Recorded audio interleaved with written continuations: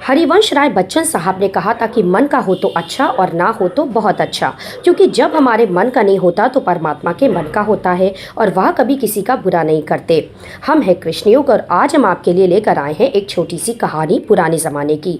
एक राजा जिन्हें हर सुबह नाश्ते में फल लेना पसंद था। उनका सेवक राजमहल के उद्यान में जाता और बगीचे में जो भी फल लगा होता उसे थाल में सजाकर ले आता। राजा को किसी बात से कोई लेना देना भी नहीं था। क्या उनकी ड्रेस है, कैसी वेशभूषा है, मतलब इन सब से कोई मतलब ही नहीं था। भोजन में क्या बना है उससे भी कोई मतलब नहीं। बस एक चीज़ उनकी फिक्स थी, वो है सुबह नाश्ते में फल लेना।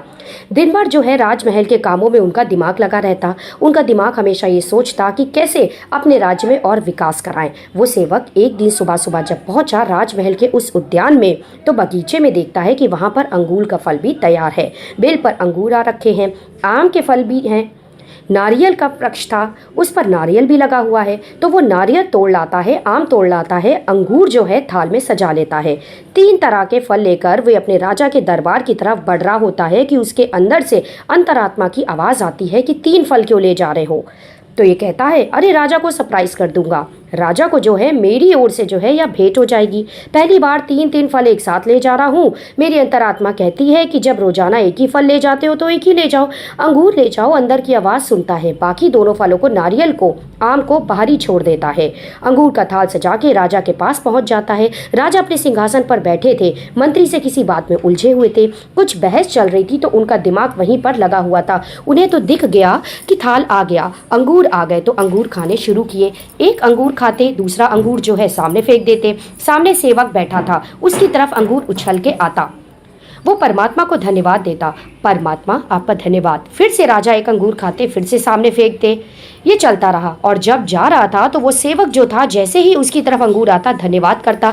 राजा जब उस बहस से बाहर निकले तो उस बात से वापस वर्तमान में लौट देखने लगे तो उन्हें रियलाइज हुआ कि ये मैं क्या कर रहा हूँ। ये फल जो है खा रहा हूँ और एक बाहर फेंक रहा हूँ, ये क्या कर रहा हूँ। राजा ने नोटिस किया कि मैं अंगूर खा रहा हूँ, दूसरा सामने फेंकता हूँ। सेवक बार बार ऊपर वाले को धन्यवाद दे रहा है।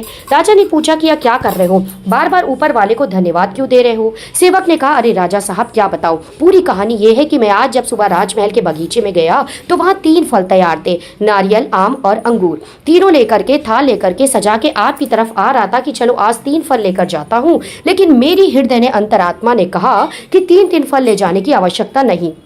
3 फल क्यों ले जा रहे हो, सिर्फ अंगूर ले जाओ। तो मैंने अपने अंतरात्मा की आवाज़ सुनी, सिर्फ अंगूर लेकर के आया, नारियल और जो आम थे वह बाहर ही छोड़ दिया। मैं तो इसलिए धन्यवाद कर रहा हूँ कि जब आप अंगूर खा रहे हैं दूसरा मेरी तरफ फेंक रहे हैं। अगर मैं आम लेकर आ जाता, आम खाते और मेरी तरफ फेंकते, नारियल खाते उधर मेरी तरफ फेंकते और बहुत चोट लगती, सिर में चोट आ जाती। हे परमात्मा, उन्होंने मुझे सही बुद्धि दे दी और मैं सिर्फ अंगूर लेकर आया। राजा बहुत प्रसन्न हुआ, अपने सेवक को बड़ा इनाम दिया। छोटी सी कहानी सिखाती है कि जो अंतरात्मा की आवाज़ है वो परमात्मा की आवाज़ है, वो उनका प्लान है, हमेशा सर्वश्रेष्ठ। उस पर भरोसा रखना शुरू कीजिए, किसी भी परिस्थिति में उनका धन्यवाद करते रहिए, चाहे